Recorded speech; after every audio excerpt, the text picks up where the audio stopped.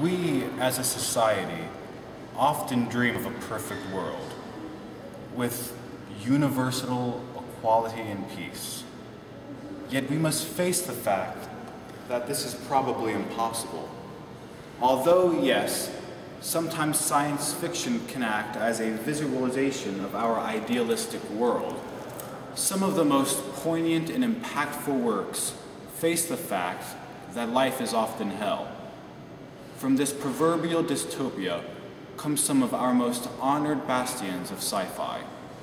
1984, Slaughterhouse-5, Road Warrior, Fahrenheit 451, and probably the most shocking and influential of them all, Stanley Kubrick's film, A Clockwork Orange.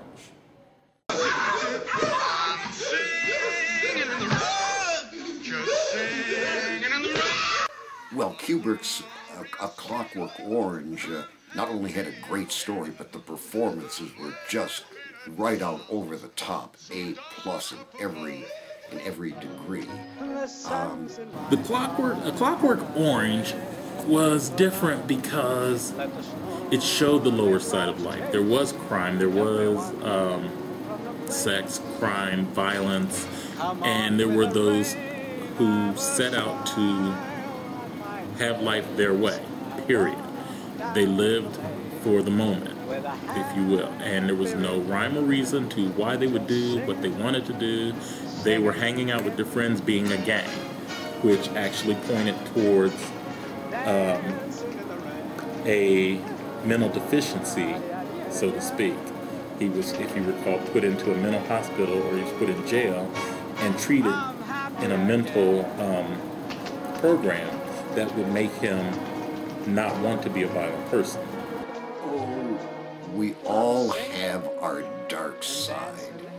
And Malcolm McDowell, he just does this with such a maniacal sense of humor that it just, as I say, everybody's got a dark side, and it just, you think there's part of you, I don't care who you are, there is part of you that says, well, I'd like to be that free, that unrestrained, that completely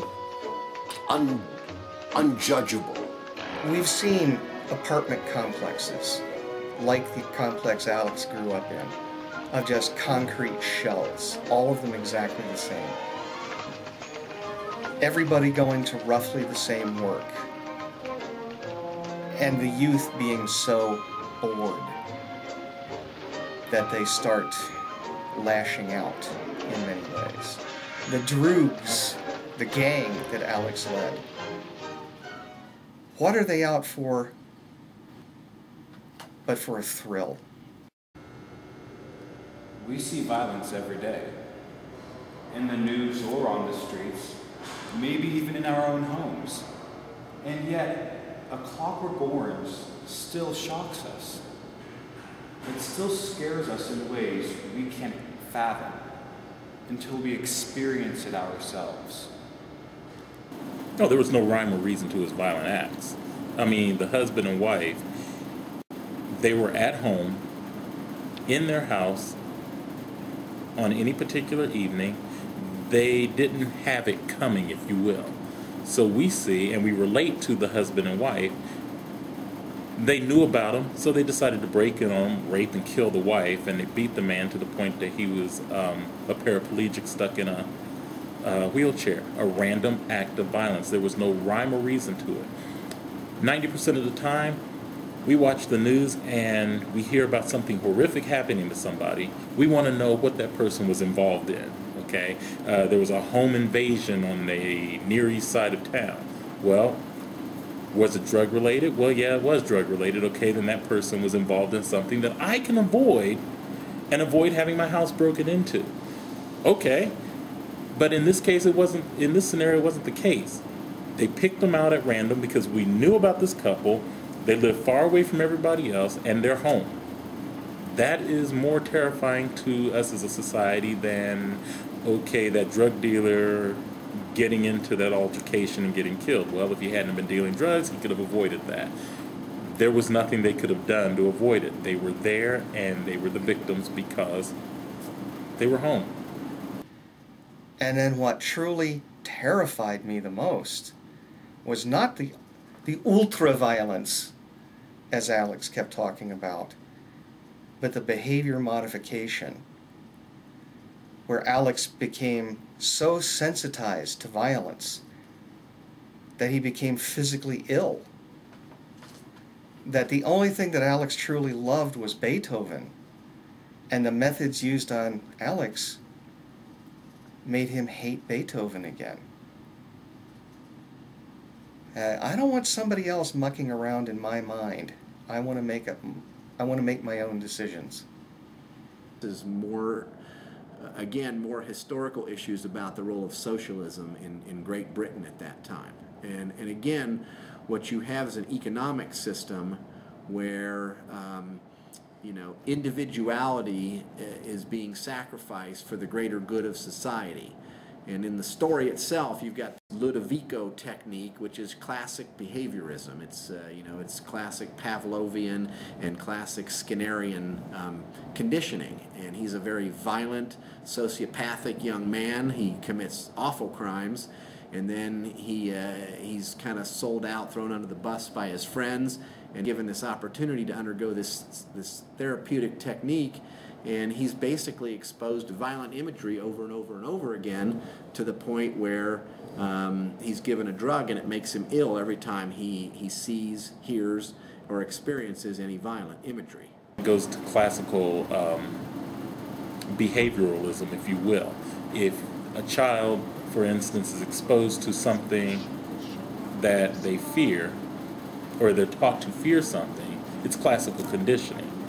I believe in psychology you read about the child that was exposed to a white furry mouse that he didn't fear at first, but every time he got close to the mouse or he saw the mouse, they sounded a loud horn that startled and frightened this child.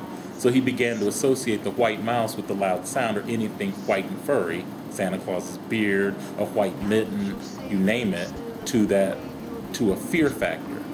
Redeeming quality in the film is that he's a fan and lover of Beethoven's music, and as a result of the conditioning, he can no longer listen to Beethoven without becoming physically ill. It's just possible that after he undergoes this transformation to the good person, that there is that overlay of conformity that a lot of times crushes or neutralizes the creative and the imaginative aspects of one's personality, brain, mental capacity, and so forth. And it might be that he lost his taste for Beethoven, but for some reason can now relate to Itsy Bitsy Teeny Weeny Yellow Polka Dot Bikini by whoever the hell sang that. And it just may be that the conformity and the requirement to conform might, what's the word I'm going, might restrain your creative, imaginative things that in the old days you would have fed upon. I think that, that we love more than anything heroes who are flawed.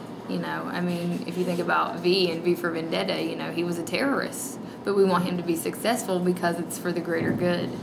And, we can allow ourselves in fiction to root for somebody who's not all good. It's this whole idea of good versus evil. It really just doesn't exist. No one is all good or all evil. And we like characters who play both sides of our emotions. We can detest them in the same breath that we want them to win. I think it goes back to the economic system argument of socialism, which is how much individuality should we allow in society? Should an individual be free to pursue whatever their id desires, whatever their basic impulses are, despite whether or not that's good for the rest of society or not? Or should we have a balance between what we have as our base desires versus what's for the best of society? In worlds so bleak and grim, people often gravitate to any glimmer of hope. Thus, even in the rational worlds of science, faith begins to take part.